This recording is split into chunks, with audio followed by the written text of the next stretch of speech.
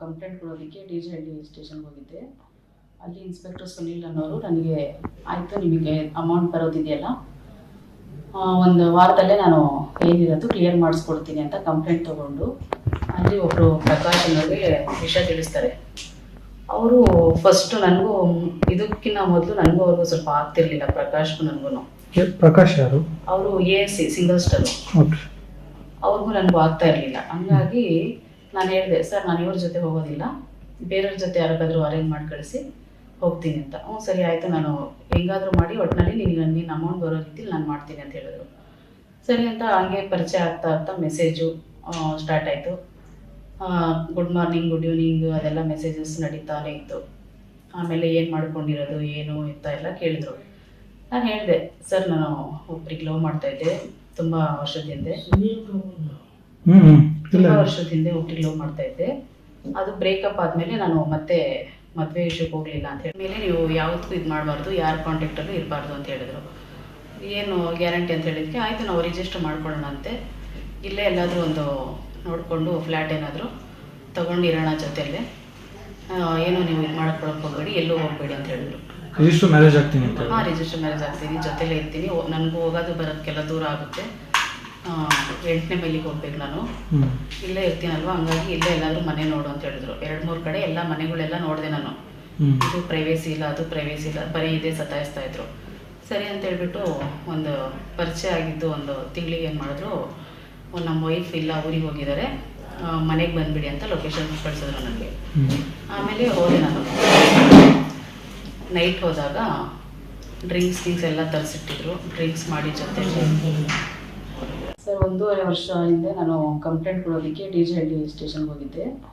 ಅಲ್ಲಿ ಇನ್ಸ್ಪೆಕ್ಟರ್ ಸುನೀಲ್ ಅನ್ನೋರು ನನಗೆ ಆಯಿತು ನಿಮಗೆ ಅಮೌಂಟ್ ಬರೋದಿದೆಯಲ್ಲ ಒಂದು ವಾರದಲ್ಲೇ ನಾನು ಏನಿರೋದು ಕ್ಲಿಯರ್ ಮಾಡಿಸ್ಕೊಡ್ತೀನಿ ಅಂತ ಕಂಪ್ಲೇಂಟ್ ತೊಗೊಂಡು ಅಲ್ಲಿ ಒಬ್ಬರು ಪ್ರಕಾಶ್ ಅನ್ನೋರಿಗೆ ವಿಷಯ ತಿಳಿಸ್ತಾರೆ.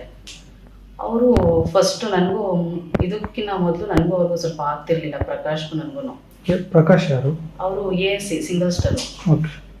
ಅವ್ರಿಗೂ ನನಗೂ ಆಗ್ತಾ ಇರಲಿಲ್ಲ. ಹಂಗಾಗಿ ನಾನು ಹೇಳಿದೆ, ಸರ್ ನಾನು ಇವ್ರ ಜೊತೆ ಹೋಗೋದಿಲ್ಲ, ಬೇರೆಯವ್ರ ಜೊತೆ ಯಾರಿಗಾದ್ರೂ ಅರೇಂಜ್ ಮಾಡಿ ಕಳಿಸಿ ಹೋಗ್ತೀನಿ ಅಂತ. ಸರಿ ಆಯಿತು, ನಾನು ಹೆಂಗಾದರೂ ಮಾಡಿ ಒಟ್ಟಿನಲ್ಲಿ ನೀನು ಅಮೌಂಟ್ ಬರೋ ರೀತಿಲಿ ನಾನು ಮಾಡ್ತೀನಿ ಅಂತ ಹೇಳಿದ್ರು. ಸರಿ ಅಂತ ಹಂಗೆ ಪರಿಚಯ ಆಗ್ತಾ ಮೆಸೇಜು ಸ್ಟಾರ್ಟ್ ಆಯಿತು. ಗುಡ್ ಮಾರ್ನಿಂಗ್, ಗುಡ್ ಈವ್ನಿಂಗ್ ಅದೆಲ್ಲ ಮೆಸೇಜಸ್ ನಡೀತಾನೆ ಇತ್ತು. ಆಮೇಲೆ ಏನು ಮಾಡ್ಕೊಂಡಿರೋದು ಏನು ಅಂತ ಎಲ್ಲ ಕೇಳಿದ್ರು. ನಾನು ಹೇಳಿದೆ, ಸರ್ ನಾನು ಒಬ್ರಿಗೆ ಲವ್ ಮಾಡ್ತಾಯಿದ್ದೆ ತುಂಬ ವರ್ಷದ ಹಿಂದೆ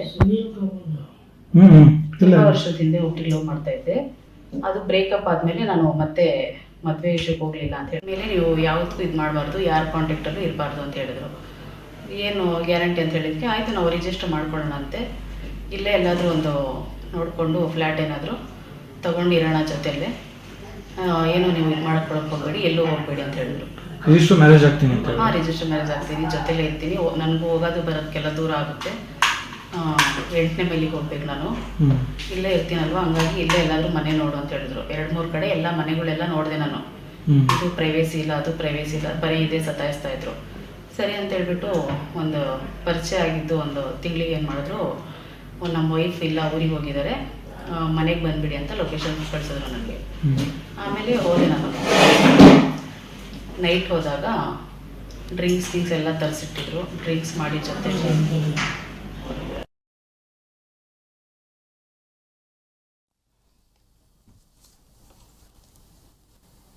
ಗಮನಿಸಿದ್ರಿ ಆ ಸಂತ್ರಸ್ತ ಯುವತಿ ಕೊಟ್ಟಂತಹ ಹೇಳಿಕೆಯನ್ನ, ಆಕೆಯನ್ನ ಲೈಂಗಿಕವಾಗಿ ಬಳಸ್ಕೊಂಡಿದ್ದಾರೆ. ನಿಜಕ್ಕೂ ಇದು ನಂಬೋ ವಿಷಯ ನಂಬ್ತೀರಾ ಚಂದ್ರಕಲಾ? ಇದು ಅವಳು ಹೇಳೋದೆಲ್ಲ, ಯಾಕಂದ್ರೆ 1 ವರ್ಷದಿಂದ ಹೇಳದೇ ಇರೋಳು ಈಗ ಸಡನ್ ಆಗಿ ಬಂದು ಈ ರೀತಿಯಾಗಿ ಹಿಂಗ್ ಮಾಡದ ಅಂತ ಹೇಳ್ತಾಳಲ್ಲ, ಇವಳೇನೋ ಅವಾಗ ಬುದ್ಧಿಯಲ್ಲೇ ಇಟ್ಟಿದ್ಲು ಹಾಗಾದ್ರೆ? ಹೌದು, ಆಕ್ಚುಲಿ ಅದೇ ರೀತಿ ಅನಿಸ್ತಾ ಇದೆ. ಸಡನ್ ಆಗಿ ಈ ರೀತಿ ಸ್ಟೇಟ್ಮೆಂಟ್ ಅನ್ನ ಕೊಡೋದು ಎಷ್ಟು ಮಟ್ಟಿಗೆ ಸರಿ?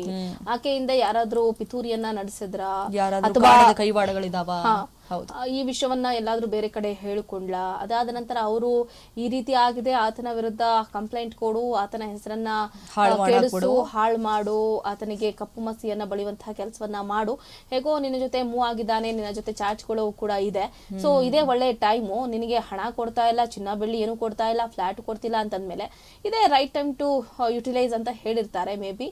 ಸೊ ಹಾಗಾಗಿ ಆಕೆ ಕೂಡ ಎಲ್ಲೊಂದು ಕಡೆ ಗೇಮ್ ಸ್ಟಾರ್ಟ್ ಮಾಡಿದಾಳೆ. ಸೊ ಹಾಗಾಗಿನೇ 3 ಬಾರಿ ಲೈಂಗಿಕ ಕ್ರಿಯೆ ಮಾಡಿದಾಗ ಇವತ್ತಿಗೆ ಒಂದು ಕಡೆ ಯಾಕೆ ಅರಿವಾಗ್ಲಿಲ್ಲ ಅನ್ನುವಂತಹ ಪ್ರಶ್ನೆ ಸಹಜವಾಗಿ ಸಾಮಾಜಿಕ ವಲಯದಲ್ಲೂ ಕೂಡ ಈಗ ಸಾರ್ವಜನಿಕ ವಲಯದಲ್ಲೂ ಈಗ ನೋಡಿ ಎತ್ತಿಡಿಯೋದಂತಂದ್ರೆ ಯುವತಿಯದೇ. ಯಾಕಂತಂದ್ರೆ ಇಷ್ಟ ದಿನ ಇಲ್ಲಾರ್ದು ಈಗ ಬಂದು ಕೊಡ್ತಾಳೆ ಅಂತಂದ್ರೆ ಈಕೆ ಏನು ಮಣ್ಣು ತಿಂತಿದ್ದ ಹೊಟ್ಟೆಗೆ ಹೌದು ಅಂತ ಹೇಳ್ತಾರೆ. ಮೊದಲ ಬಾರಿ ಅತ್ಯಾಚಾರ ಮಾಡಿದಾಗ್ಲೂ ಕೂಡ ದೂರನ್ನ ಕೊಟ್ಟಿಲ್ವಂತೆ. ಯಾಕಮ್ಮ ಕೊಟ್ಟಿಲ್ಲ? ಹಾಗಾದ್ರೆ ಅತ್ಯಾಚಾರ ನನಗೆ ಇಷ್ಟ ಇರ್ಲಿಲ್ಲ, ಆತರನ್ನ ಕಂಡ್ರೆ ಇಷ್ಟ ಇರ್ಲಿಲ್ಲ ಅಂದ್ರೆ ಅದು ಅತ್ಯಾಚಾರ ಆಗುತ್ತೆ. ಬಲವಂತವಾಗಿ ಏನಾದ್ರೂ ಹೆಣ್ಣು ಮಕ್ಕಳ ಮೇಲೆ ದೌರ್ಜನ್ಯ ಮಾಡಿದ್ರೆ ಅದು ಅತ್ಯಾಚಾರ. ಇಬ್ರು ಕೂಡ ಸಹಕರಿಸಿ ಮಿಲನದಲ್ಲಿ ಭಾಗಿಯಾದ್ರೆ ಅದು ಅತ್ಯಾಚಾರ ಅಂತ ಅನ್ಸ್ಕೊಳ್ಳೋದೇ ಇಲ್ಲ. ಆಕ್ಚುಲಿ 3 ಬಾರಿ ಹೋಗಿದ್ದಾಳಲ್ಲ, 1 ಬಾರಿ ಅಲ್ಲ 2 ಬಾರಿ ಅಲ್ಲ, ಮನೆಗೆ ಹೋಗಿದ್ದಾಳೆ. ನಾಚಿಕೆ ಇಲ್ಲವ ಇವಳಿಗೆ? ಅವ್ನ್ ಮದುವೆ ಆಗಿದ್ದಾನೆ, ಆತನಿಗೆ ಮಕ್ಕಳಿದಾವೆ, ಎಲ್ಲವೂ ಕೂಡ ಗೊತ್ತಿತ್ತು. ಆಬ್ವಿಯಸ್ಲಿ ಹೇಳ್ಕೊಂಡಿರ್ತಾರೆ ಸ್ಟಾರ್ಟ್ ಮಾಡ್ಬೇಕಾದ್ರೆ, ಅವನೇನ್ ಮುಚ್ಚಿಟ್ಟಿರ್ತಾನ, ಎಲ್ಲ ಗೊತ್ತಿರುತ್ತೆ. ಆ ಗೊತ್ತಿದ್ರು ಆತನ ಹಿಂದೆ ಹೋಗಿ ಅವ್ರ ಲೈಫ್ ಅನ್ನ ಹಾಳು ಮಾಡಬೇಕು ಅಂತ ಈಕೆ ಹೋಗಿದ್ದಾಳಲ್ಲ, ಈಕೆಗೇನ್ ಹೇಳ್ಬೇಕು? ಹೌದು, ಯುವತಿ ಪೊಲೀಸಪ್ಪನ ಜೊತೆ ಸಲುಗೆಯಿಂದ ಚಾಟಿಂಗ್ ಮಾಡಿದ್ದಾದ್ರೂ ಯಾಕೆ? ಯುವತಿ ಮೊದಲು ಪೊಲೀಸಪ್ಪನ ಜೊತೆ ಯಾಕೆ ಸಲುಗೆಯಿಂದ ಇರಬೇಕಾಗಿತ್ತು? ಇದು ನಾರ್ಮಲ್ ಆಗಿ ಇಷ್ಟ ಇಲ್ವಾ? ತನ್ನ ಸಮಸ್ಯೆ ಏನಿದೆ ಅದಕ್ಕೆ ಭರವಸೆ ಕೊಟ್ಟಿದಾರ, ಆಯ್ತು ಸಾಲ್ವ್ ಮಾಡ್ಕೊಡ್ತೀವಿ ಅಂತ ಹೇಳಿ ಮುಚ್ಕೊಂಡ್ ಮನೆಗ್ ಬರ್ಬೇಕಾಗಿತ್ತು, ತೆಪ್ಪಗಿರ್ಬೇಕಾಗಿತ್ತು. ಅವ್ರು ಮೆಸೇಜ್ ಮಾಡಿದ್ರು ಅಂತ ಹೇಳಿ ಈಕೆಗೆ ಯಾಕೆ ಮೆಸೇಜ್ ಮಾಡ್ಬೇಕಿತ್ತು? ರನ್ ಆಗಿನ ಅನ್ಕೊಂಡು ಅದು ಬೇರೆ ಮನೆಗ್ ಕರೆದ್ರಂತೆ, ಮನೆಗ್ ಹೋಗ್ಬಿಟ್ಲಂತೆ. ಎಲ್ಲವೂ ಗೊತ್ತಿತ್ತಲ್ವಾ ಈಕೆಗೆ ಮದ್ವೆ ಆಗಿದ್ದು, ಎಲ್ಲ ಮಕ್ಳಿದ್ದು. ಸೊ ಅವಾಗೇನು ನಿನ್ಗೆ ಏನ್ ಅನ್ಸ್ಲಿಲ್ವಾ? ಒಬ್ರು ಲೈಫ್ ಅನ್ನು ಹಾಳು ಮಾಡ್ತಾ ಇದೀನಿ, ಮಕ್ಳಿದಾವೆ, ಪಾಪ ಅವ್ರ ಹೆಂಡತಿ ನಂಬ್ಕೊಂಡಿದ್ದಾಳೆ ಅಂತ ಏನು ಆಕೆಗೆ ಅರಿವಿರ್ಲಿಲ್ವಾ? ಈಗ ದೊಡ್ಡದಾಗಿ ಮಾಧ್ಯಮದ ಮುಂದೆ ಸುನೀಲ್ ಅನ್ನೋದೇ ಆರೋಪ, ಅಂದ್ರೆ ಅವಂದೇ ತಪ್ಪು ಅನ್ನುವಂತಹ ರೀತಿಯಾಗಿ ಬಿಂಬಿಸ್ತಿದ್ದಾಳಲ್ಲ, ಏನ್ ಹೇಳ್ಬೇಕು ಇದಕ್ಕೆ? ಶಿಸ್ತಿನ ಇಲಾಖೆಯಲ್ಲಿ ಸುಂದರಿಯೊಂದಿಗೆ ಸರಸ ಆಡಿ ಈಗ ಸಿಕ್ಕಾಕೊಂಡಿದ್ದಾನೆ ಸುನೀಲ.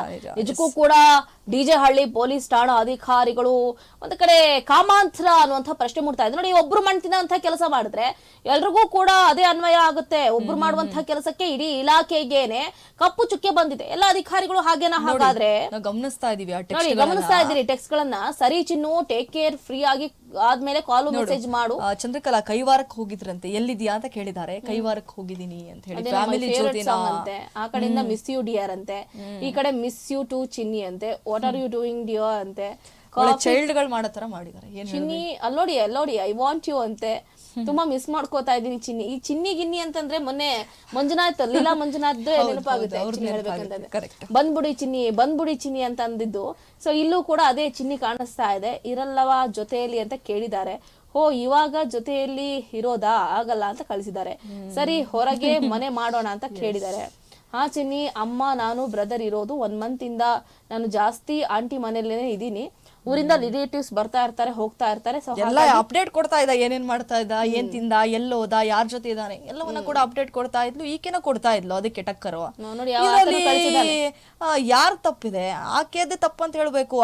ಆಕೆ ಜೊತೆ ಅಷ್ಟರ ಮಟ್ಟಿಗೆ ಸಲಿಗೆಯಿಂದ ನಡೆದುಕೊಳ್ಬೇಕಾದ್ರೆ ಆಕೆ ತಲೆ ಎಲ್ಲಿ ಹೋಗಿತ್ತು, ಆಕೆ ಬುದ್ಧಿ ಎಲ್ಲಿತ್ತು, ಮುಚ್ಕೊಂಡು ಹೋಗಿ ಮತ್ತೆ ಕಂಪ್ಲೇಂಟ್ ಕೊಟ್ಟಿದ್ರು. ಈ ರೀತಿಯಾಗಿ ನನ್ನ SI ದುರ್ಬಳಕೆ ಮಾಡ್ಕೊಳ್ತಿದ್ದಾನೆ ಅಂತ ಹೇಳಿ ಅವಾಗೇನೋ ಬಾಯಲ್ಲೇನೋ ಏನ್ ಇಟ್ಕೊಂಡಿದ್ಲು.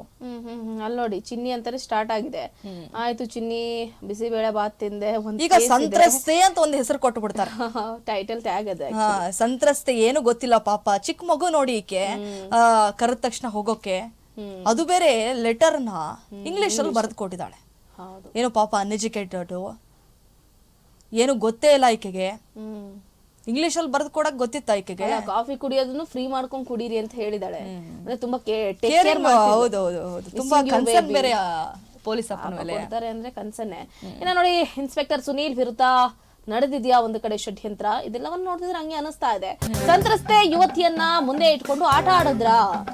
ಡಿಜೆ ಹಳ್ಳಿ ಠಾಣೆಯಲ್ಲಿ ತನ್ನದೇ ಆದಂತಹ ವರ್ಚಸ್ಸನ್ನ ಇಟ್ಕೊಂಡಿದ್ದ ಸುನೀಲ್ ಅಧಿಕಾರದಿಂದ ಕೆಳಗೆ ಇಳಿಸೋದಕ್ಕೆ ಮಾಡಿದ್ರ ಮಸಲತ್ತು? ಗೊತ್ತಿಲ್ಲ, ಹಾಗೆ ಅನಿಸ್ತಾ ಇದೆ ಒಂದು ಕಡೆ. ಈ ಪ್ರಕರಣದಲ್ಲಿಯೇ ದೊಡ್ಡ ದೊಡ್ಡ ಕುಳಗಳ ಕೈವಾಡ ಏನಾದ್ರೂ ಇದೆಯಾ? ಸುನೀಲ್ ಹಿಂದೆ ಇದೆಯಂತೆ ಕಾಣದ ಕೈಗಳ ಕೈವಾಡ.